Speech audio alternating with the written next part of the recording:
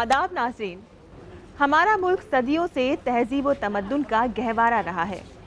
दुनिया में सबसे ज़्यादा मज़ाहिब ने भारत की सरजमीन से ही जन्म लिया। हिंदू मत, बुद्ध मत, जैन मत, सिख मत, ये वो बड़े फ़िरक़े हैं जिनका जन्म भारत में हुआ और आज इनके पैरोकार दुनिया भर में फैले हुए हैं। एक अंदाजे के मुताबिक दुनिया की आबादी का 7वां हिस्सा इन्हीं मज़ाहिब के पैरोकारों का है। भारत कसीर अकायद के पैरोकार का मुल्क है, जहाँ हिंदू, मुस्लिम, सिख, ईसाई, पारसी खुशी खुशी आपसी भाईचारे के साथ रह रहे हैं, जिनकी आबियारी हमदर्दी पर मबनी मुख्तलिफ फ़लसफ़ों ने की है।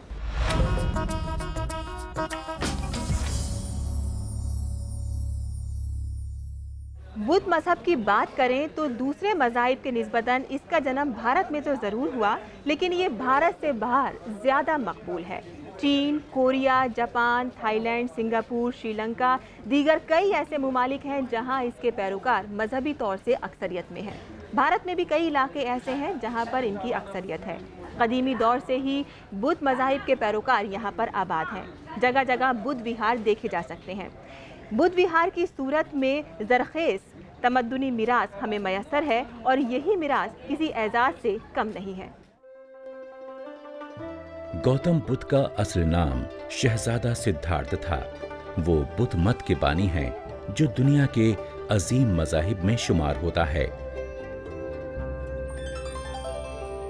सिद्धार्थ कपिलवस्तु के राजा का बेटा था, जो नेपाल की सरहदों के नजदीक शुमाली हिंदुस्तान का एक शहर है।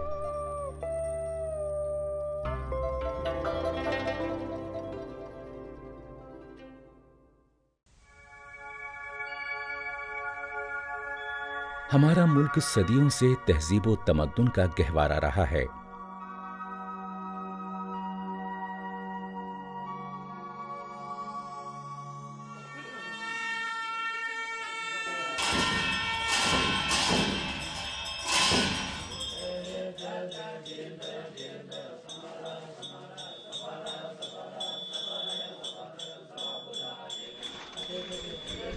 जहां तक बौद्ध मजहब का ताल्लुक है, बाकी मज़ाहिब की निस्बत इसने भारत में जन्म तो लिया, लेकिन मौजूदा ज़माने में ये भारत से बाहर ज़्यादा मकबूल है।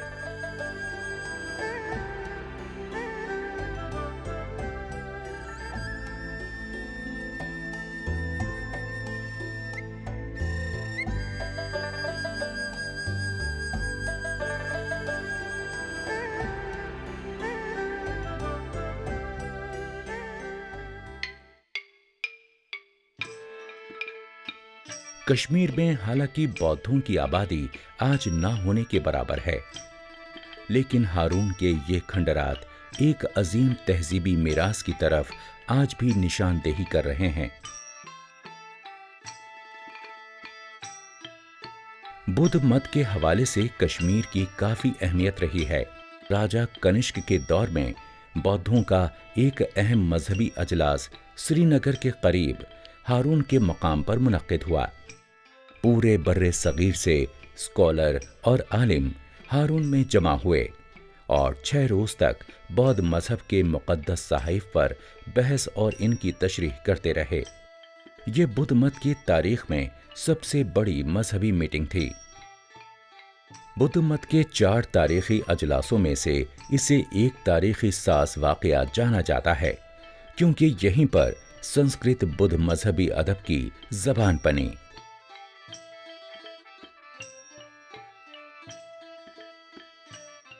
चौथे बुद्ध अजलास के साथ ही भारत में बुद्ध मत की महायाना शाख ने पहले से राइज महायाना शाख पर बढ़तरी हासिल की।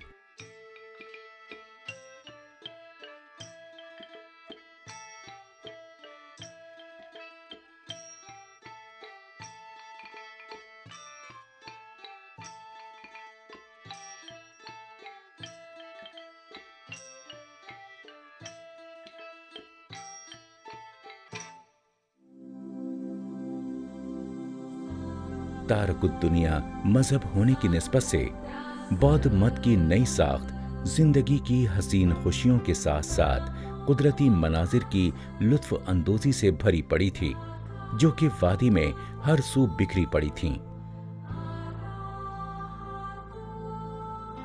इस अजलास से एशिया के दीगर ममालिक में बुद्ध मत के फैलने की इब्तिदा हुई।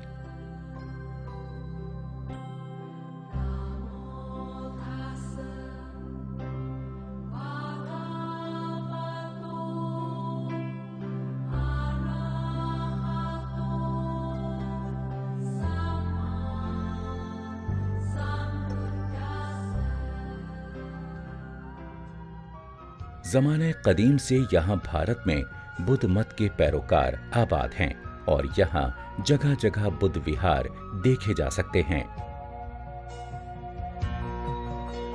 बुद्ध विहार बौद्धों की इबादत, इनफरादी इस्तक़राक और मजहबी तालीम का अहम मरकज होते हैं।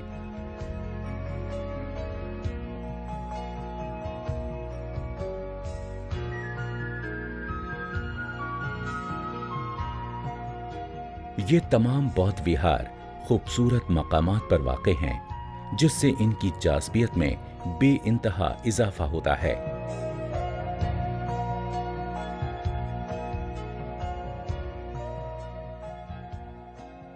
खास तौर पर लेह इलाके में बौद्ध विहार सयाहों की दिलचस्पी का अहम मरकज हैं। लद्दाख का सबसे बड़ा बौद्ध विहार हेमिस गोम्पा है, जो कि लेह से 40 किलोमीटर दूर दरियाए सिंध के पार सड़क के मुत्तसिल ही वाक़े है।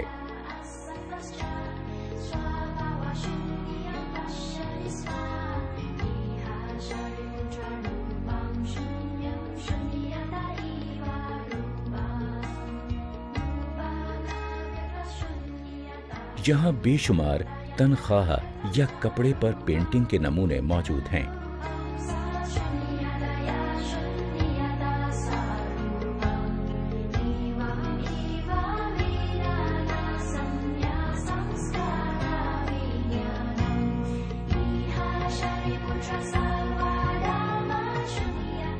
जिनमें से एक दुनिया की ऐसी सबसे बड़ी पेंटिंग है जिसे लोगों की जियारत के लिए हर 11 साल के बाद बाहर निकाला जाता है।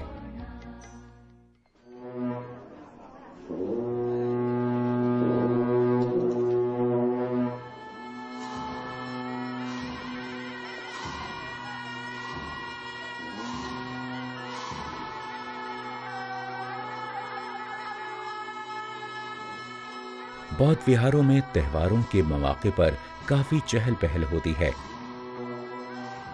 और लोग मखसूस तर्ज के इंतहाई खूबसूरत मकामी रंगीन लिबास में त्योहार का हज़ उठाती हैं।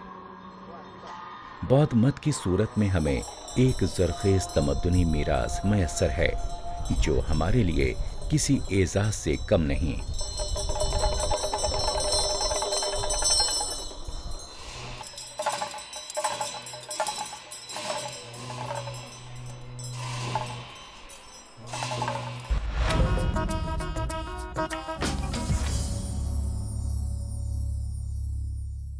मिट्टी से बनी चीजों का नाम सुनते ही हमारी आंखों के सामने नीली मिट्टी से बने बर्तन घूमने लगते हैं। ये फन यहाँ ईरान से बरास्ता, समरकंद, काबुल और पेशावर मुंतकिल हो गया। इस रिवायती फन को यहाँ भारत में उन हुक्मरानों ने मुतारुफ कराया जिन्होंने भारत के कई इलाकों और खित्तों पर हुक्मरानी की। इन हुक्मरानों के साथ उन फनकारों ने भी भारत का सफ़र किया और यहाँ के फनकारों को नीली मिट्टी से बनने वाले इन बर्तनों का हुनर सिखाया। इन मखसूस बर्तनों को बनाने के लिए नीली रंग की खास मिट्टी का इस्तेमाल किया जाता है। बदलते ज़माने में मिट्टी के ये बर्तन हमारी घरेलू ज़िंदगी का अहम हिस्सा बन गए हैं। इन बर्तनों की सजावट के लिए कारीगरों को इनकी ऊपरी सतह पर काफ़ी सब्र आजमा काम करना पड़ता है, जो इनको दिलकशी और दिलफरेबी अता करती है।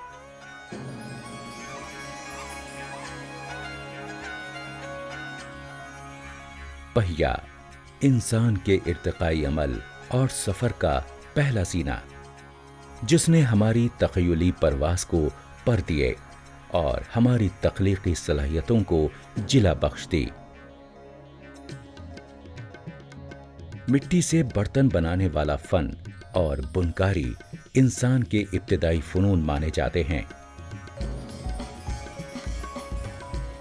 मिट्टी को पहले अपनी उंगलियों की महारत से मुख्तलिफ शक्लों में ढाला कुम्हार ने।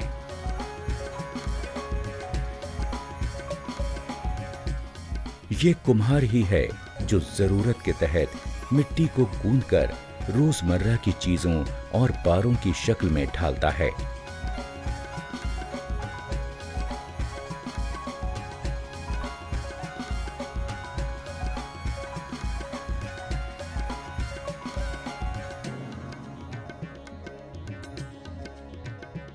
एक उम्दा लैंप से लेकर तख्लीक का ये फन सदियों से लेकर आज तक चला आ रहा है।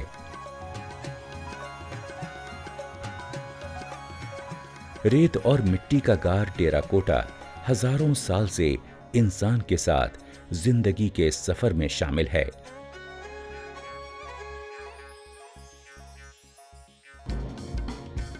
उदयपुर के गांव मलियल में सदियों पुराना ये फन एक बार फिर नई करवट ले रहा है।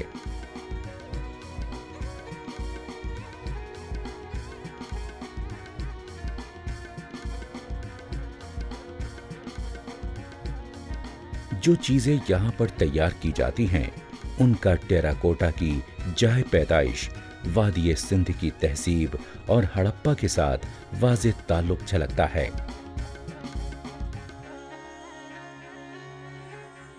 किस्से, कहानियां और लोक रिवायात मौजूदा जदीद तसव्वुरात के साथ मेल खाती दिखाई दे रही हैं।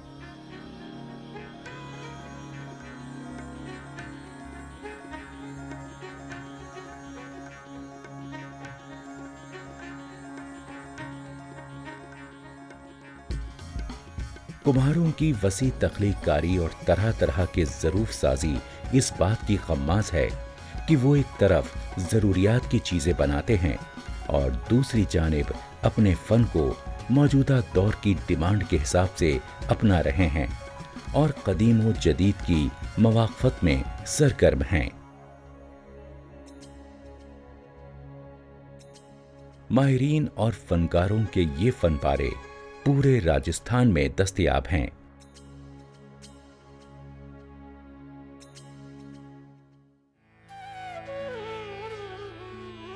जयपुर का कुम्हार टोला पूरे आलम में नीले बर्तनों के फन के लिए मशहूर व मारूफ है। ब्लू पॉटरी तुर्की और ईरानी तकनीक से तैयार की जाती है, जो 14वीं सदी में भारत में मुतारिफ हुई।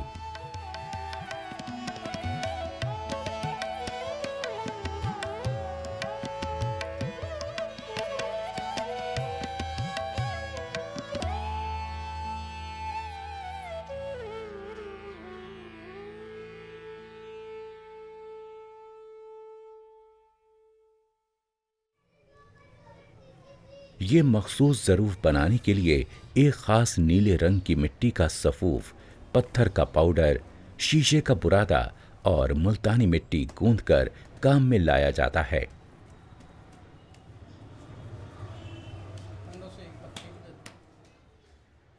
हाथ से मुख्तलिफ फनपारों को मखसूस शक्ल में ढाल दिया जाता है और इस अमल के लिए मशक्क़त, ज़ौक़ और वक्त दरकार होता है।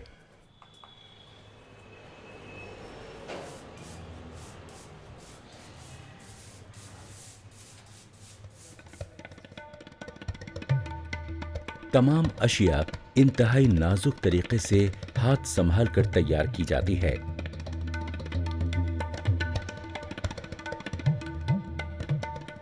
एक बैच को तैयार होने में 10 से 12 दिन चाहिए होते हैं।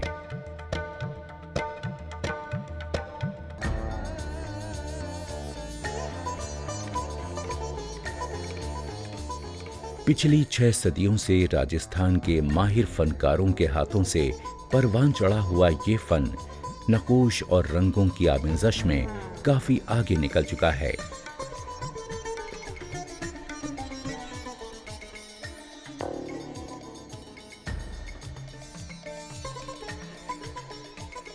जयपुर की नीली कुम्हार साजी में मुख्तलिफ ज़रूफ का इजाफा हुआ है।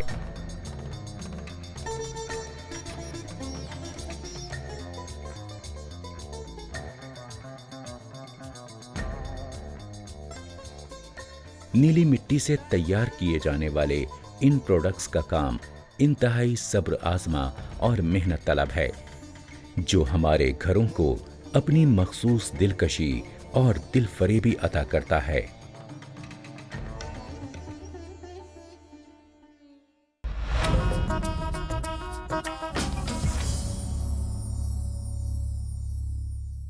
आप मुल्क के किसी हिस्से या इलाके में जाएं तो आपको वहाँ का कोई मुनफरिद खाना ज़रूर मिल जाएगा। अगर आप शुमाली भारत जाएं तो मुगलाई ज़रूर आजमाएं। वहीं जनूबी भारत में भी आपको कई लजीज पकवान मिल जाएंगे जो मुख्तलिफ रियासतों में मुख्तलिफ तरकीबों से पकाए जाते हैं।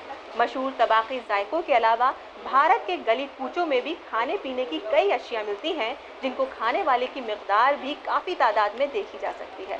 पराठे वाली गली या गली पराठे वाली दिल्ली के चांदनी चौक में तंग और तारीख कूचे में पराठों की दुकानों की एक मारूफ जगह है। आइए आपको लिए चलते हैं इस गली में जहां गर्मा गर्म पराठे तैयार हैं।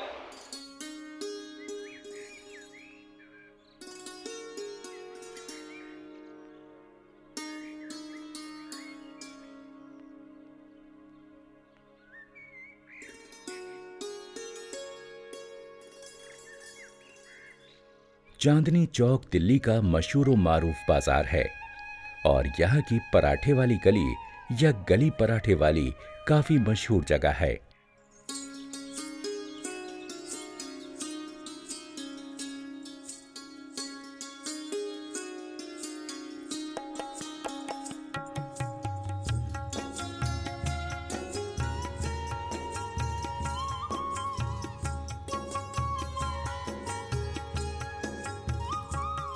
मुख्तलिफ किस्म के पराठों की दुकानें एक ही जगह पर जमा हैं, इसलिए न सिर्फ मुल्क में बल्कि बैरून मुल्क में भी पराठों का मखसूस एरिया माना जाता है।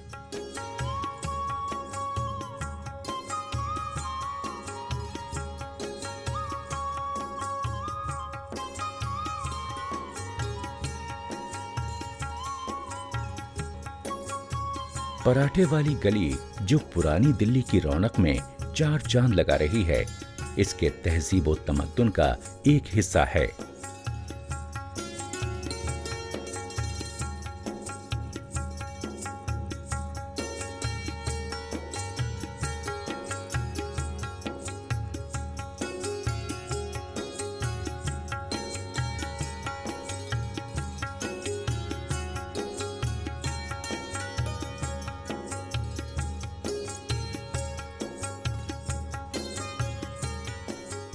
पराठे यानी फ्राई की हुई रोटी हमारे मुल्क का एक बहुत पुराना तोहफा है, जिसमें तेल और घी की वजह से गैर सेहतमंद होने का रुझान चल पड़ा था।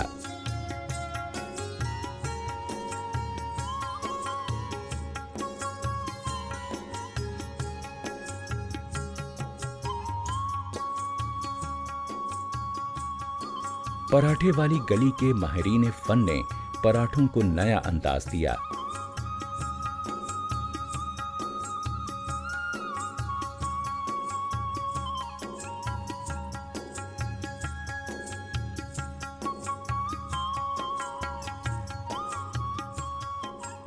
यहाँ खालिस वेजिटेरियन पराठे तैयार होते हैं।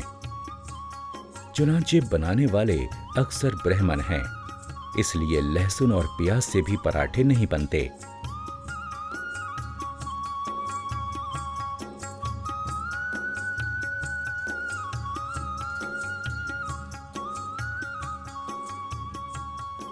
लेकिन हाँ, यहाँ पर सब्जियों से तैयार किए जाने वाले पराठों की 36 किस्में दस्तयाब हैं। इसके अलावा मीठा और सब्जियों की इकसाम भी हैं, जो पराठे खाने का शौक रखने वाले लोगों के लिए किसी जन्नत से कम नहीं।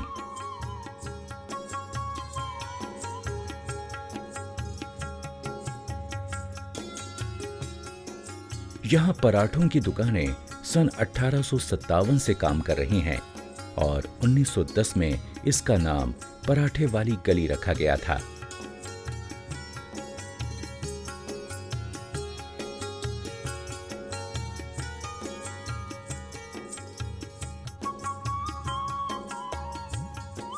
गली पराठे वाली पराठों की ऐसी शाम के लिए मशहूर है जो यहाँ के सिवा कहीं नहीं बनाए जाते। मसलन हरी मिर्च वाला पराठा, टमाटर का पराठा, करेले का, दाल का, काजू का, गुड़ का, मटर का पराठा इनमें शामिल हैं। इंसान का जहन यहाँ के मसाले ज़ात की बू से महक उठता है।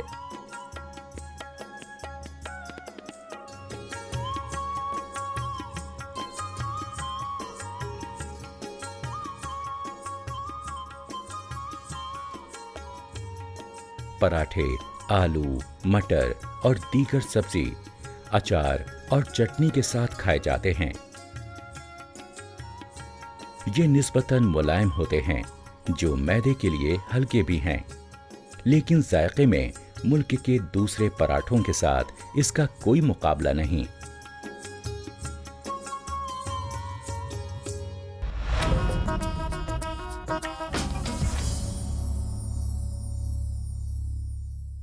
उर्दू ज़बान को ये एज़ाज़ हासिल है कि इसके वजूद में आने के फ़ौरन बाद इसे अरबी और ईरानी ख़त तहरीर अता हुई। इसका एक फ़ायदा ये हुआ कि इब्तिदा से ही इसे ईरान में पहले से मौजूद खुशनवेसी एक तोहफे के तौर पर मिली।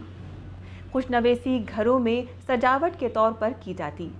वक्त गुजरने के साथ साथ इसका इस्तेमाल किताबत में भी किया जाने लगा और फिर अखबारात ने इसे ऐसा मैदान अता किया जहां बेशुमार शहसवार उभरे।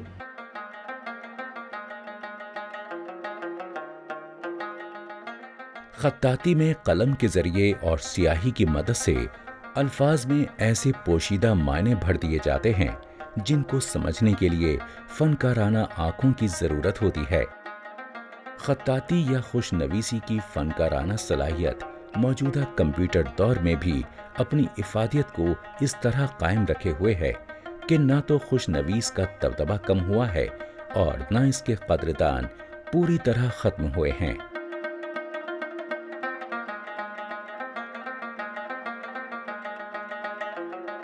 ज्यादा वक्त नहीं गुजरा जब ज़ख़ीम किताबें हाथों से तहरीर की जाती थीं और अखबारात की चटपटी व मसालेदार खबरों को भी कलम की नाक के जरिए ही मीठा या जहरीला बनाया जाता था।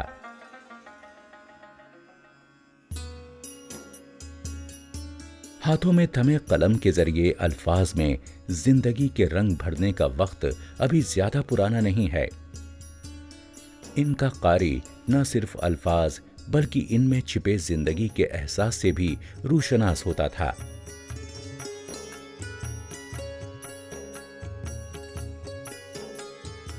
उर्दू जबान को ये एजाज हासिल है कि इसके वजूद में आने के फौरन बाद इसे अरबी और ईरानी खत तहरीर अता हुई। इससे ये फायदा हुआ कि इब्तिदा से ही इसको ईरान में पहले से मौजूद खुशनवीसी एक तोहफे के तौर पर मिली।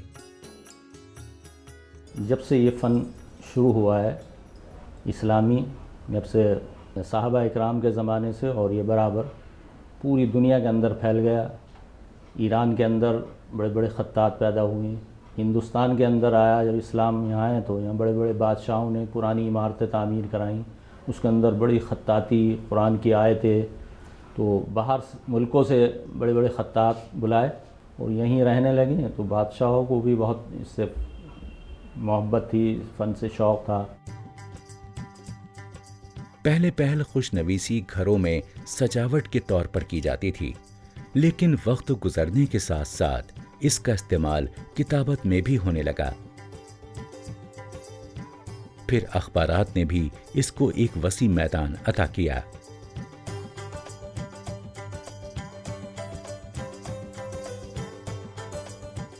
खुशनवीसी यानी खत्ताती के 3 बुनियादी तरीके हैं: अरबी, फारसी और कूफी।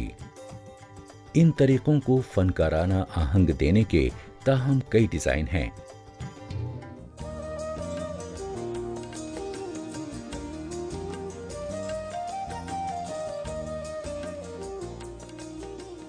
कंप्यूटर दौरे जदीद की एक कारामद ईजाद तो है, मगर इस ईजाद ने उर्दू जबान की फनकाराना मिरास यानी खुशनवीसी, जिसको खत्ताती भी कहते हैं, इसको इस कदर नुकसान से दोचार किया कि अब कलम की धार तलवार से ज्यादा तेज दिखाई नहीं दे रही है।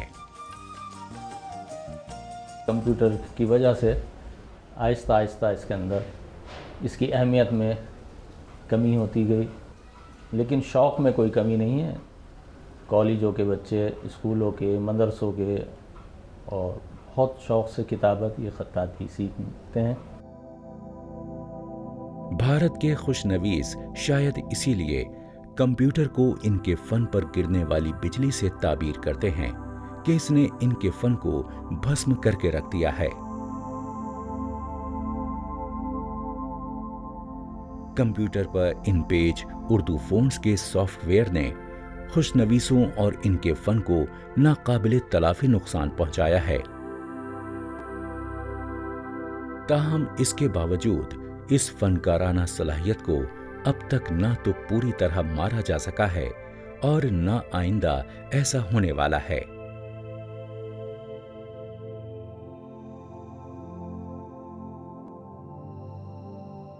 हाँ, अब इस फन को मीरास जरूर कहा जाता है, और ऐसा शायद इसलिए है कि दुनिया के अंदर मौजूद हर शय आने वाले वक्त में मीरास ही बनती है। खत्ताती या खुशनवीसी का ये वलवला आज के इस कंप्यूटराइजेशन दौर में भी कम नहीं हुआ है और इसके कदरदान आज भी है। ये हमारी मिरास है। भारत की तहजीबी और सकाफती मिरास का ये सफ़र अगले शुमारे में भी जारी रहेगा। अब इजाज़त दीजिए, खुदा हाफिज़।